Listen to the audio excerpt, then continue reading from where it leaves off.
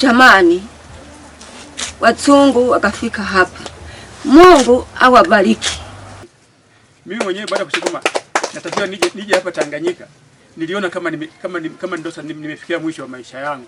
Uwekezaji huu umepelekea na wataalamu kutoka Marekani, madaktari pamoja na wauguzi kufika kuhudumia Watanzania, na hapa tunashuhudia kwamba wananchi takriban 75 wamepata huduma za kibingwa na kufanya wawe na furaha, wawe na raha. Na wengine wamekaa miaka 15 wakitafuta tiba sahihi, wamekaa miaka 10, lakini kwa ujio wao pamoja na wataalamu wetu wa ndani ya nchi wameshirikiana kubadilishana mawazo na uzoefu na hatimaye kufanya upasuaji ambao umesaidia wananchi hao.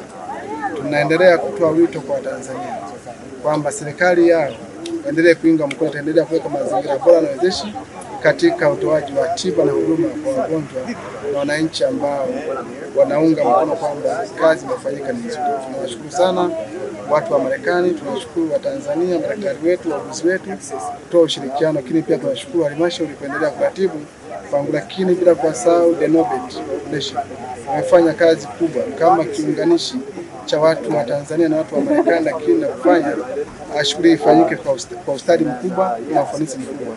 Sisi kama serikali tunaendelea kusimamia miundombinu iwe idumu kuendelea kuwahudumia Watanzania. Samuel Marwa ni mganga mkuu wa halmashauri ya Tanganyika.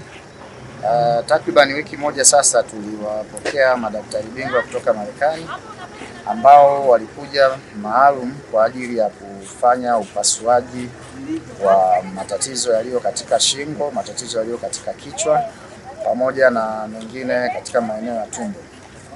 Kutoka wafike siku ya tarehe 19 waliweza kuona zaidi ya wananchi wapatao 150. Kati ya hao takriban wananchi 120 walibainika kuwa na matatizo mbalimbali kama ambavyo nimeyataja. Na katika hao wananchi 120, wananchi 75 wamepatiwa huduma za upasuaji bure, na magonjwa ambayo yamefanyiwa upasuaji kwa wingi ni magonjwa ya ngiri pamoja na goita, ile ambayo tunasema wanavimba shingoni hapo. Kwa hiyo kutokana na kazi hii ambayo imekuwa ni hakika ni kazi ya kujitolea kwa sababu tumefikisha huduma bure kwa wananchi, tunashukuru sana marafiki zetu wa The Nobet and Friends Mission wakishirikiana na wenzao wa Marekani wa Operation International kwa huduma hii ambayo wamekuja kuitoa katika halmashauri yetu ya Tanganyika.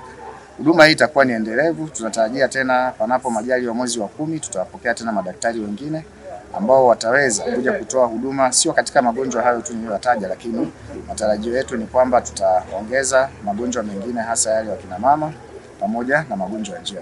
Asante.